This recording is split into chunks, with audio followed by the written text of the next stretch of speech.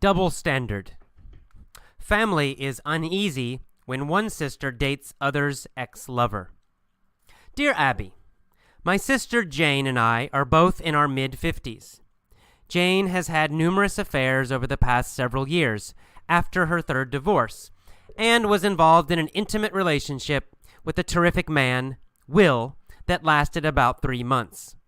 Jane broke up with Will several months after she decided he wasn't what she was looking for.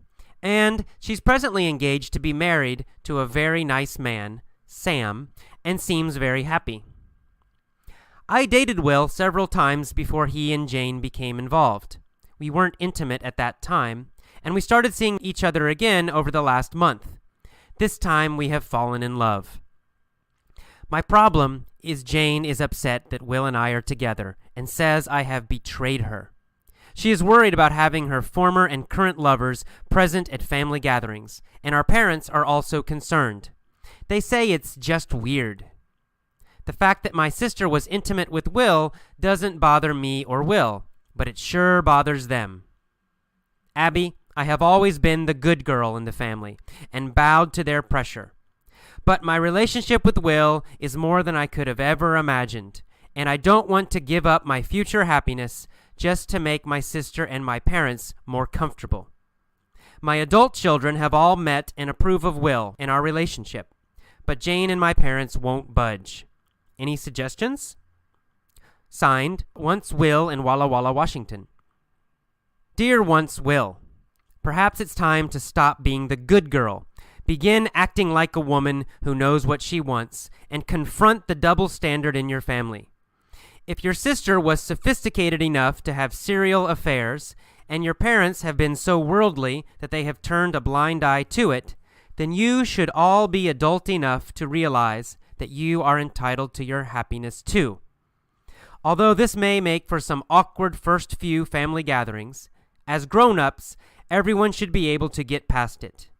But if they can't, you are going to have to decide whether you want this man or to be a people pleaser for the rest of your life.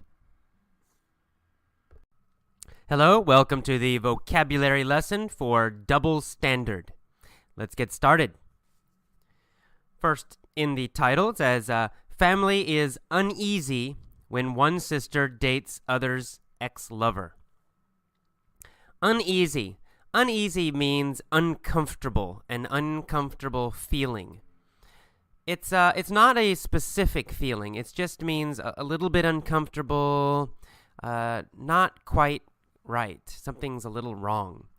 So if you say, oh, I feel uneasy, it doesn't mean, it's not a strong emotion. It's kind of a weak emotion. It just means, oh, something's not right. You feel a little bit uncomfortable. Sometimes people will use this word to describe their stomach. Maybe they eat too much food and say, oh, my stomach feels a little uneasy.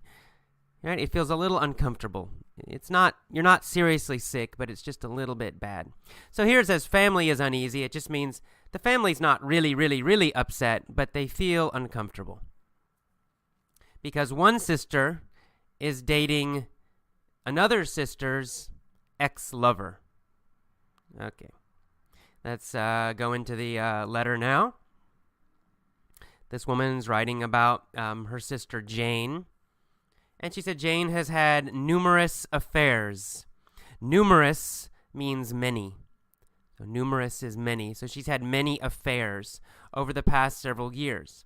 Now, affairs usually means, an affair usually means that you are dating somebody, but you're also already married, or you already have a boyfriend or girlfriend, but then you're dating another person, secretly usually.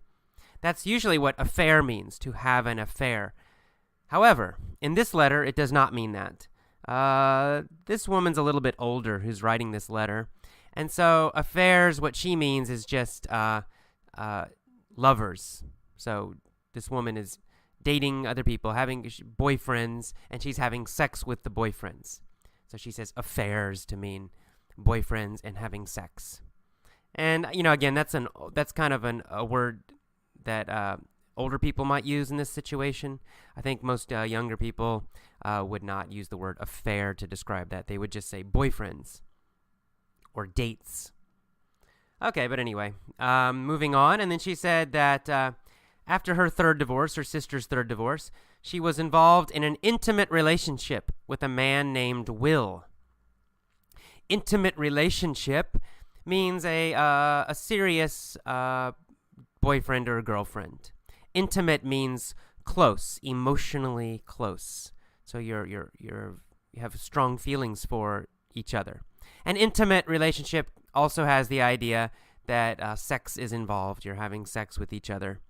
But it's more than just that. Sex is involved, but also emotional connection too.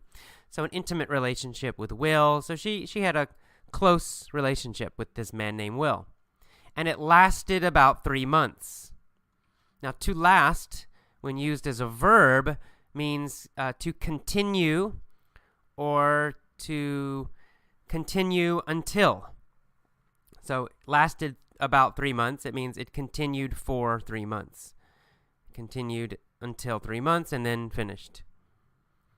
So it gives the idea of duration, how long something happens. The movie lasted 2 hours. It means it was 2 hours long. All right, and that's the past tense. The normal form of the verb is to last. All right, and then after 3 months, they broke up. And her sister decided it wasn't what she was looking for. Wasn't what she was looking for. Or isn't what she is looking for. Or isn't what I am looking for. It means not what you want, not what she wants. So it wasn't what she was looking for. It means this man, Will, was not the kind of guy she wanted. Not the guy she wanted. Not what she was looking for. So not what you're looking for means not what you want. Okay, and that is the end of the first paragraph. Moving to the second paragraph. This woman now, the woman who's writing the letter, she started to date Will after her sister broke up with Will. Then this new woman, the one who's writing the letter, she started dating Will. And she actually said that she had dated Will in the past before her sister Jane had become involved with him. To become involved with someone means to start dating them. So you might say, I am involved with her. It means I am dating her. Or you might say, I became involved with her 2 months ago. It means you started dating her 2 months ago. So to become involved with somebody means to start dating them. Okay, and then in the next sentence she says, we weren't intimate at that time. Okay, so she's saying in the past, in the far past, her and Will were not intimate. Now, in this case, intimate, again, it does have an emotional idea of being very close emotionally, but it definitely has a sexual idea here in this situation. We weren't intimate at that time means they weren't kissing each other, they weren't having sex. It wasn't a intimate relationship, right? They were dating, but maybe just casually, not so serious in the far past. And then her sister Jane started to date Will. Then Jane and Will broke up. And then finally, this woman started to date Will again. Another complicated American dating situation here in this letter. All right. So she says, this time we started dating again, and this time we have fallen in love. To fall in love means to start feeling love for somebody. Romantic love. Okay, and then she says, her problem. There's always a problem in these letters. My problem is that Jane is upset that I'm dating Will. She says, I have betrayed her. To betray someone means that they are your friend or your family, or they are on your side, and then you do something bad to them. You cheat them or hurt them, and we say this is betrayal is the noun. The verb is to betray. So if you betray somebody, it means they were your friend, they were your close family member, they trusted you, and you cheated them or lied to them or did something bad to them. So you cannot betray an enemy, right? If somebody hates you and you hate them and you do something bad to them, that's not that's not betray, right? Because they know you hate them. It's somebody who likes you and you like them, but then you do something bad and they're surprised. That's betray, the verb to betray. Okay, so her sister Jane thinks, oh, you betrayed me. You're dating my ex-boyfriend. All right. And then she says that her family also feels uncomfortable. They say it's weird. It's strange. Weird means strange. It's strange that she's dating her sister's ex-boyfriend. All right, and finally she says, Abby, I've always been the good girl in the family, and I have always bowed to their pressure. To bow to pressure, bow to someone's pressure or bow to the pressure, it means that you do something that other people want you to do. Pressure means people are telling you to do something. For example, you say, AJ, go to the store. AJ, go to the store. Go to the store. Go to the store. And say, oh, no, I'm tired. I don't want to go to the store. Go to the store. Go to the store. Go to the store. You keep telling me. You are pressuring me, using it as a verb. Pressuring me, pressuring me. Go, go, go, go. And finally I say, okay, I'll go to the store. I bowed to your pressure. Right? You're telling me to do something. I don't want to do it. No, no, no. And finally I say, okay, I will do what you want me to do. We call that bowing to pressure. To bow to pressure. So she said, when her family complains, she usually bows to their pressure. She does what they want her to do. Even if she really doesn't want to, she'll do what they want. She bows to their pressure. But she says this time Will is special, something special, and this time she won't budge. And she says also that her parents and her sister won't budge. Okay, won't budge means won't move or won't change. Budge, to budge, means to move. And it really means to move a little bit. To move a little bit. So let's say there's a big, big rock. A huge rock. And you're pushing it. You're trying to move it. You're pushing it, pushing it, pushing it. But it doesn't move. Not at all. Not 1 centimeter. Then you can say, oh, this rock won't budge. This rock won't move. Not even a little bit. So it won't move at all. But we also use budge to mean change. Like change your mind, change your opinion. So if you say, I won't budge, it means you will not change your opinion. Not at all. Not even a little bit. You won't compromise. Nothing. All right. So that's it. And then she signs it, Once Will in Walla Walla, Washington. Walla Walla, Washington. Walla Walla is a town in Washington State in the northwest part of America. And this time, I'm including Abby's answer. I usually don't because I want you to think about your own answer. But this time I'm including it. It has some good slang. In her answer, she says that she needs to confront the double standard in the family. To confront means to go against, to directly fight against, or directly argue with something. To confront means you don't avoid it. And a double standard, which I'm using for the title of this letter, a double standard means you have 2 different rules for different people.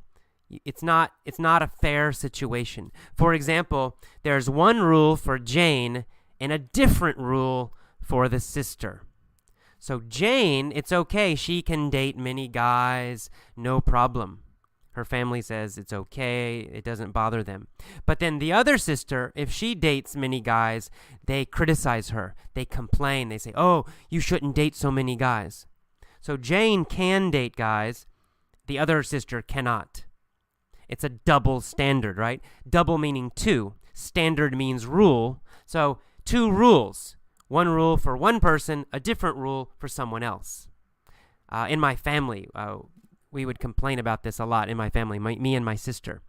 I was the oldest child, still am the oldest child, and my sister was younger, of course, and a girl too. So sometimes my parents let me do some things, but they would not let my sister do it. So I could go out with my friends until midnight. That was my rule. But then my sister They told her, "You must be back by 10." And she would get angry and say, "This isn't fair. This is a double standard." Right? There's a different rule for AJ and me. It's a double standard, not the same rule. All right. And then we keep moving, and we see the word worldly. She says, your parents are worldly.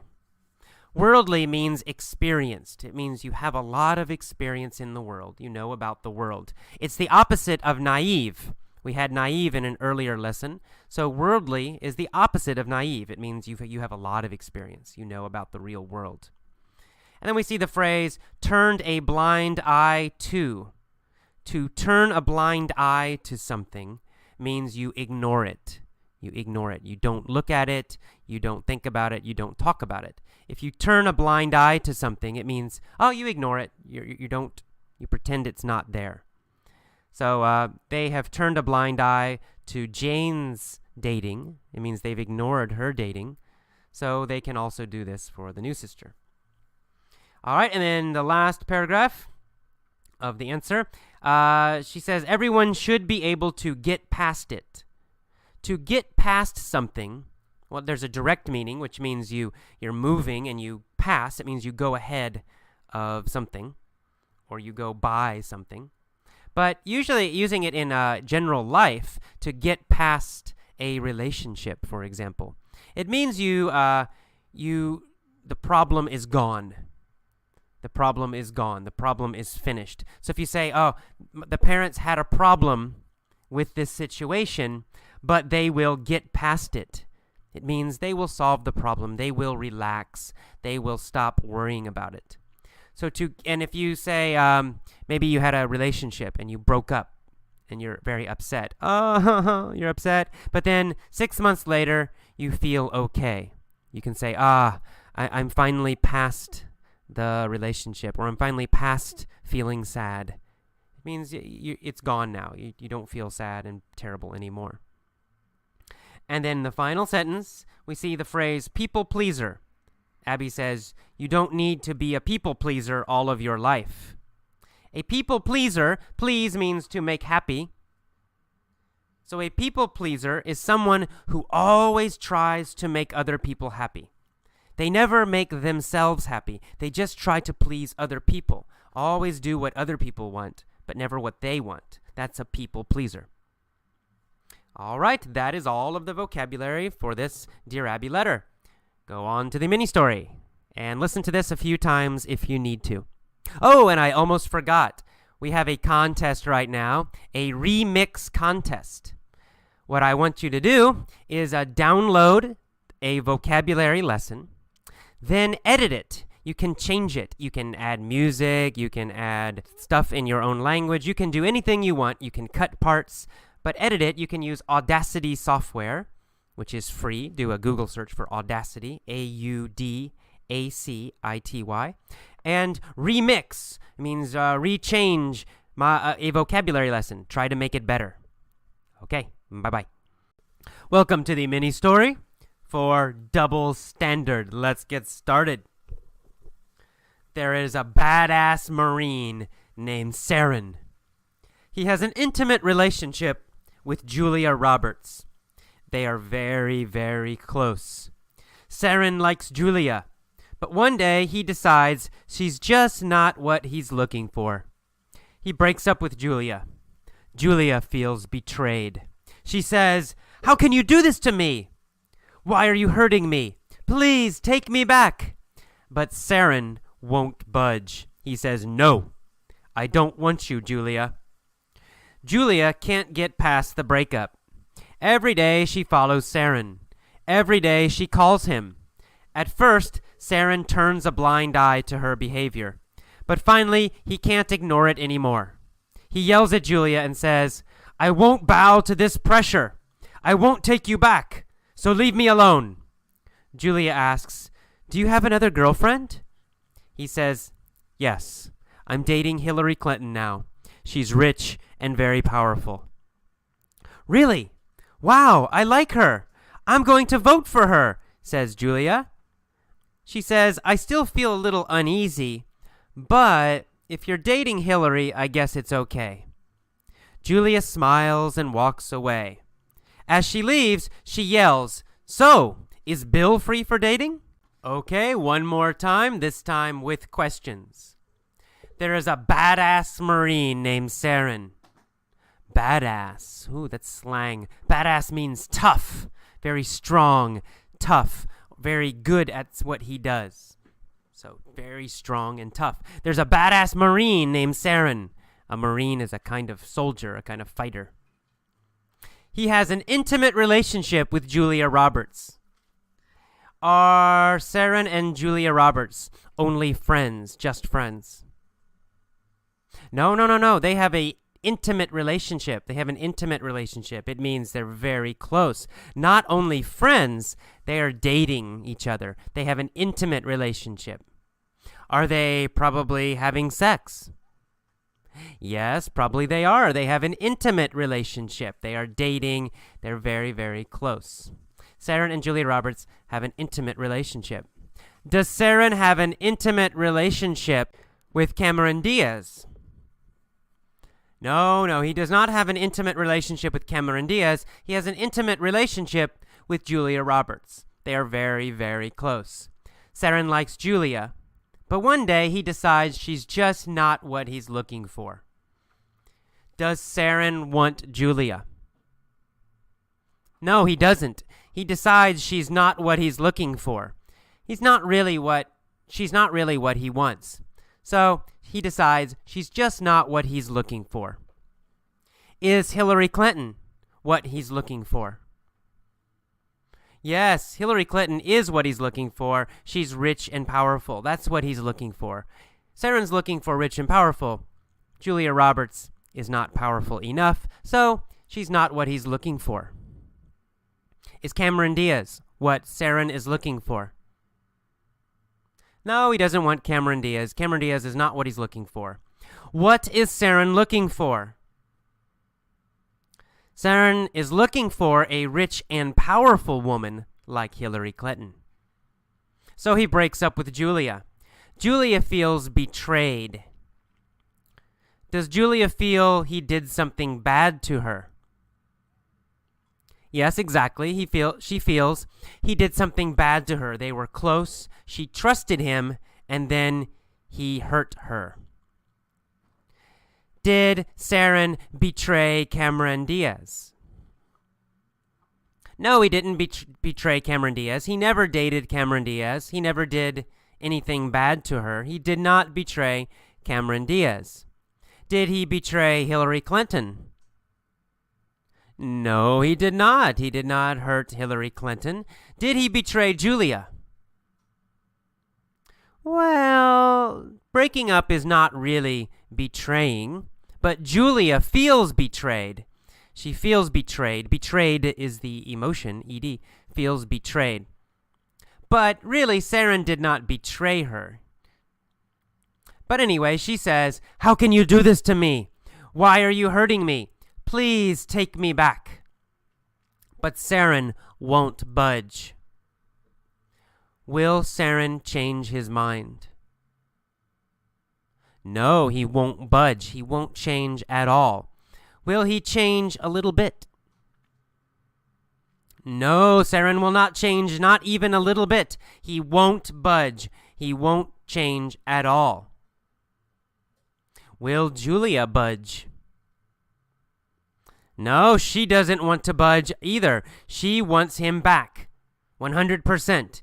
She doesn't want to change either. So Julia won't budge, and Saren won't budge.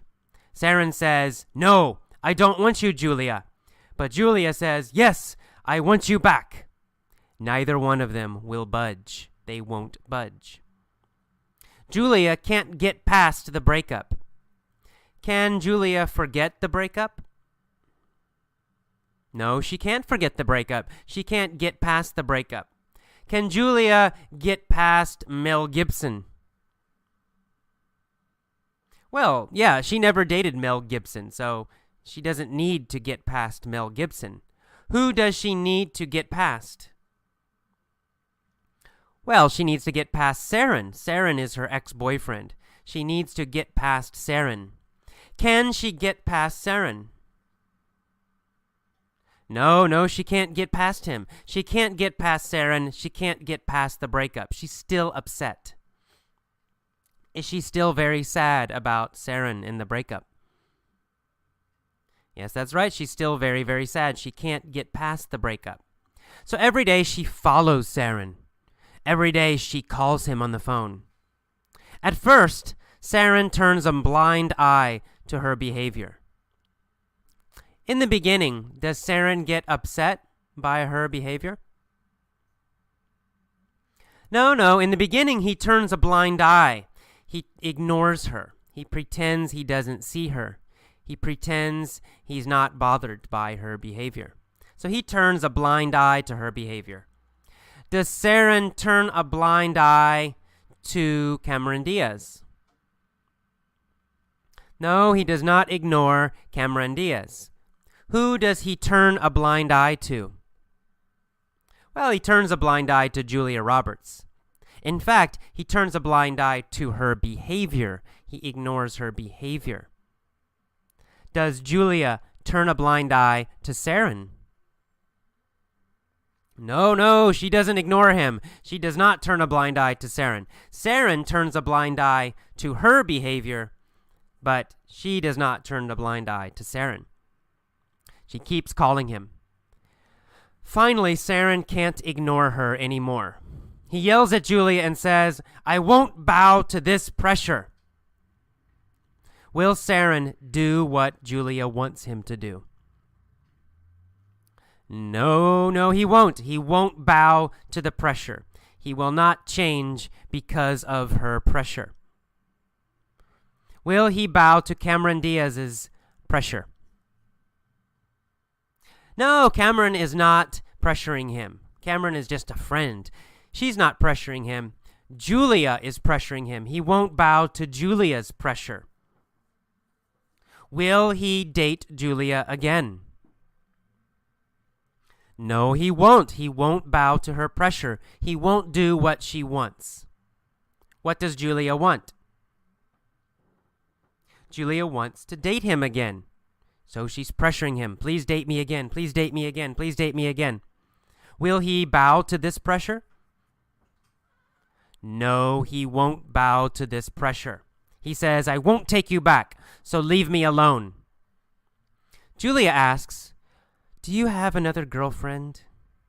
And he says, "Yes, I'm dating Hillary Clinton now. She's rich and very powerful." Julia says, "Really? Wow, I like her.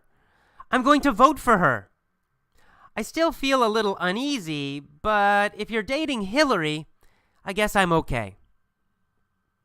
Does she feel a little uncomfortable about Hillary? Yes, that's right. She feels a little uneasy that he is dating Hillary. Is she very upset that Saren is dating Hillary? No. She's not very upset. She's just a little uneasy. She's uneasy. She's not very, very upset. She's just uneasy. Why is Julia uneasy? Well, she's uneasy because Saren is dating a new girl. But it's Hillary Clinton and she likes Hillary, so she's only uneasy, not very upset. Is Saren uneasy? No, Saren's not uneasy. Saren is okay. He's dating Hillary and he's happy with Hillary. So Saren is not uneasy about Hillary. Who is uneasy about Hillary? Well, Julia Roberts is a little uneasy about Hillary, but just a little. It's not bad. And she says, "Well, I'm going to vote for her, so if you're dating Hillary, it's okay." Finally, she turns and walks away. When she's walking away, Julia smiles, and she yells to Saren, "So, does this mean Bill Clinton is free for dating?" All right. Now, one more time. This time I will pause after the key phrases. Please repeat the phrases after me, but don't just repeat. Copy my intonation. Copy my pronunciation. Try to speak exactly like me. Let's go. There's a badass Marine named Saren. there's a badass Marine named Saren. He has an intimate relationship with Julia Roberts.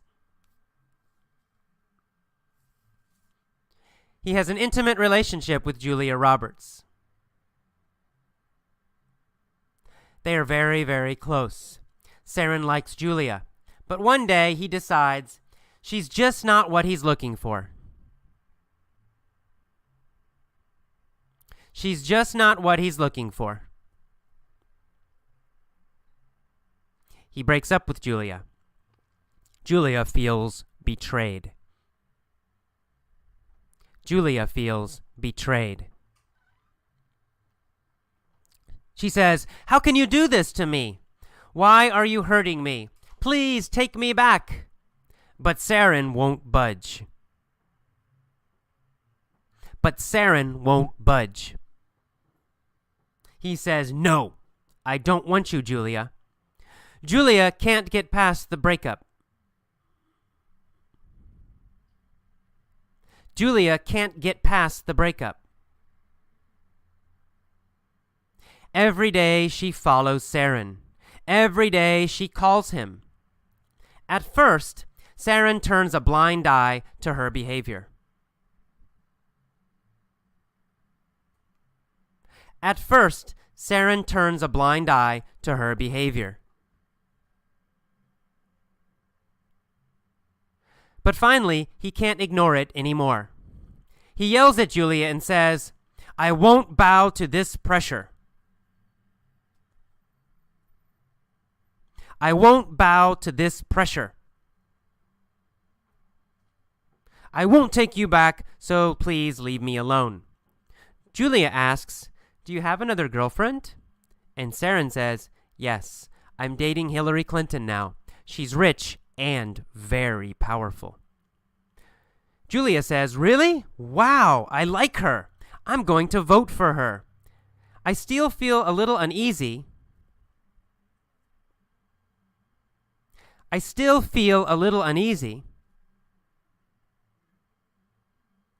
But if you're dating Hillary, I guess it's okay." Julia smiles and walks away. As she leaves, she yells, "So, is Bill Clinton free for dating?" All right, that is all of the mini story. Now pause and try to tell all of the story yourself. You don't need to remember every word, but try to use the new phrases and the new words correctly. If you cannot, just relax and listen again. Listen to this story every day for 1 week or 2 weeks, and you will internalize the new phrases. You'll also internalize a lot of basic grammar and a lot of basic pronunciation by listening again and again and again.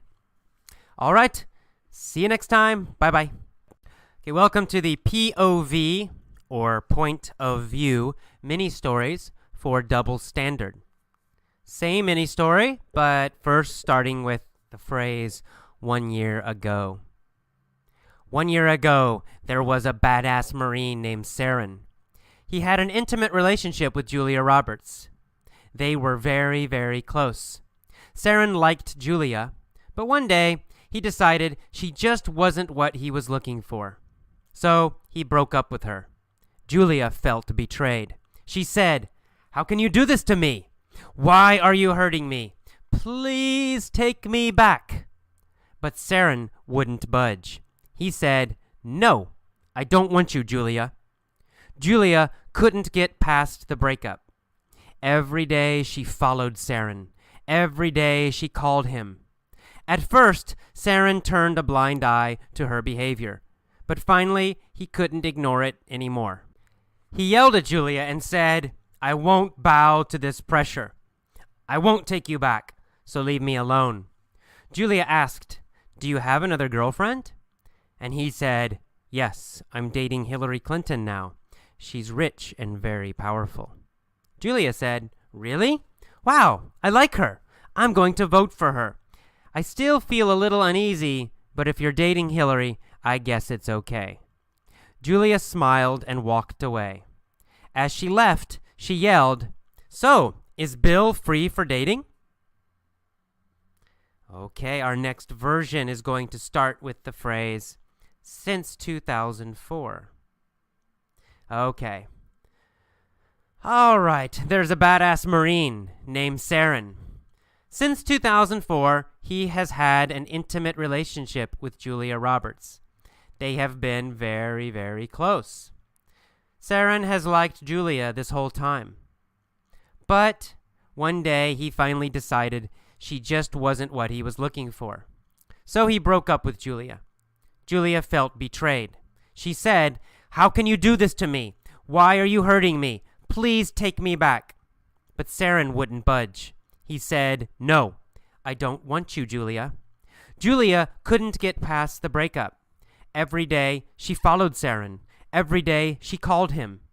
At first, Saren turned a blind eye to her behavior, but finally he couldn't ignore it anymore. He yelled at Julia and said, "I won't bow to this pressure. I won't take you back, so leave me alone." Julia asked, "Do you have another girlfriend?" And he said, "Yes, I'm dating Hillary Clinton now. She's rich and very powerful." She said, "Really? Wow, I like her. I'm going to vote for her.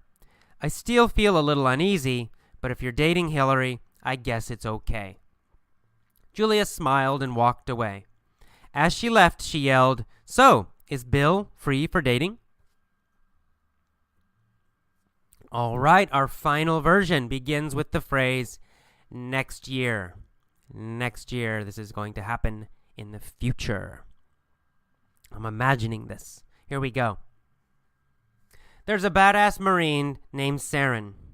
Next year, he'll have an intimate relationship with Julia Roberts. They'll be very close. Saren will like Julia, but one day he'll decide she's just not what he's looking for. He'll break up with Julia. Julia will feel betrayed. She'll say, "How can you do this to me? Why are you hurting me?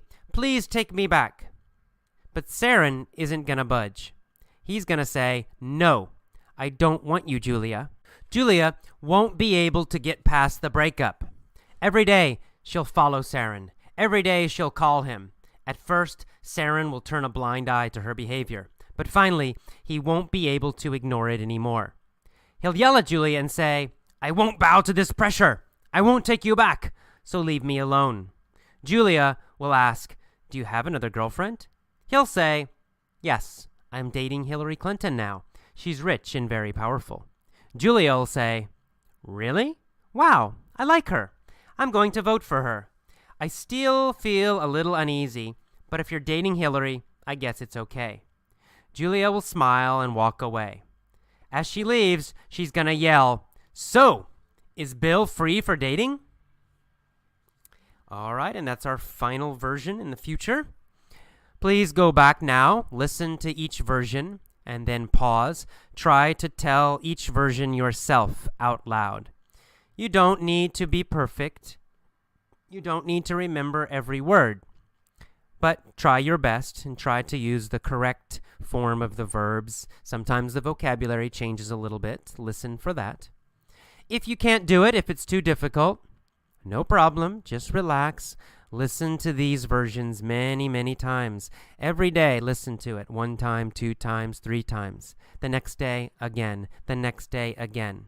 It takes some time, but if you do this every month, every day for 1 month, 2 months, 6 months, 1 year, you will get a more natural feeling for English grammar. Okay. See you next time. Bye-bye. Okay, welcome to the commentary for Double Standard. Now, this letter caused some interesting discussions in my San Francisco class. And there were 2 main topics. One topic was the topic of families and individuals. And the other topic was double standards for men and women. And I'll talk about both of these and a little bit about what's common in America, common opinions in America, and what are some of the different ideas in different countries. So first, this topic of family and individuals. Most people know that American culture, American society, values individualism or individuals. And we have an idea that adult individuals should make their own choices. And they should not worry about what other people think, even their families. And as you get older, this becomes stronger and stronger.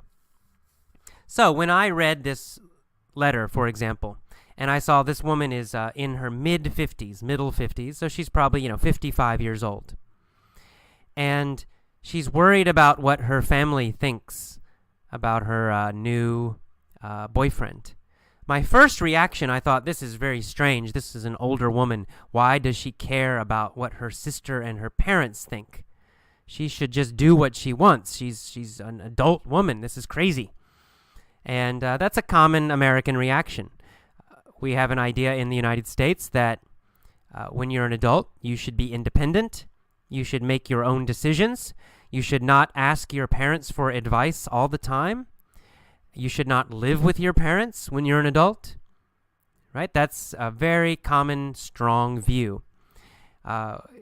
This is very interesting because in classes that I've had before, there's a very interesting difference in culture here, especially this idea of living with your family. Some cultures, people continue to live with their families until they get married. So if they're 30 and they're not married, they still live with their parents. If they're 35 and they're not married, they're still living with their parents, and that's normal, and which is fine. There's not a right or wrong answer here, not better or worse, but it is a big difference. In the United States, that is seen as very negative. There's a strong feeling that you should not live with your parents when you're an adult.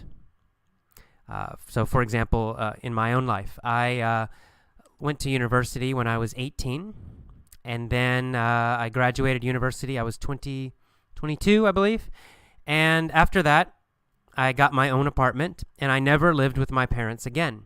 I didn't want to live with my parents, and my parents did not want me to live with them. If I had asked them, can I live with you, they would not have been happy. They would not have liked that. They would think there was something wrong with me. I can't support myself. I can't get my own job. I'm not independent. That's not good.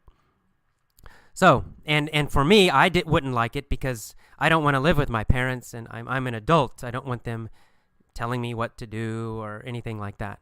So it's on both sides. Both the children and the parents have this idea that when you're an adult, you leave home and you should be independent and should make your own decisions.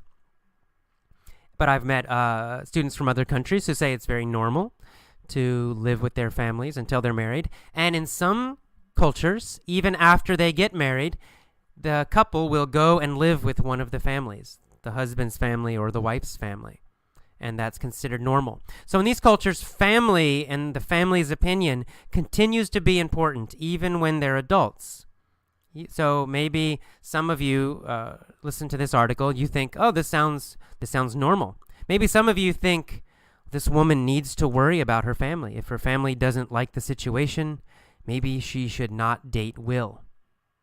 That might be a reaction that some people have. However, Abby's answer is probably the normal answer most Americans would give, which is stop worrying about your family's opinion. Don't be a people pleaser. Do what you want. All right. Next, the issue of double standards. This was the second topic we discussed in my San Francisco class. And the double standards refers to men and women, and the fact that there are double standards for men and women when dating. If a man dates a lot of women, it's often no problem. People don't criticize him. In fact, sometimes they think, hey, he's a cool guy. Look at all those girlfriends he has. This is great. What a good guy. And in some cultures, this double standard is very strong, right? Men can date a lot of women, and people think it's good. On the other hand, if a woman dates a lot of men, then she's bad. She's a bad girl, and people criticize her, and people don't like it. And that's clearly a double standard, right? That's the definition of double standard. Two different rules for the same situation. If a man does something, it's okay. If a woman does it, it's not okay. And in my class, there were clear double standards for most cultures. Stronger in some countries, weaker in other countries. This double standard does exist in America. There is still a double standard between men and women when dating. However, that double standard is getting weaker and weaker. Women are getting more and more equal. It's very normal now for a woman to date lots of different guys, and it's generally not a problem. This woman is in her 50s. She's an older woman from an older generation. Maybe that's why in this letter she sounds like she's a little bit criticizing her sister Jane for dating many men. I think for younger Americans it's no problem. It's just totally normal. So this double standard is not so strong in America, getting weaker all the time. In other countries, in my class, some of the Asian students, for example, mentioned that this is a very strong double standard in their countries, that the men are almost encouraged to date a lot of girls, and it's seen as very cool. But if a woman even has sex before she's married, something's wrong with her, she's a bad girl, everybody criticizes her. And it's a strong double standard. I guess the good news is most of them did mention that it's improving in all the countries in my class that were represented. The students did say it's getting better. Maybe it's still bad, but the double standards are improving in most places in the world, and that's good. Well, okay, those are our topics. That's our commentary for this letter. Hope you enjoyed it. See ya for the next lesson. Bye-bye.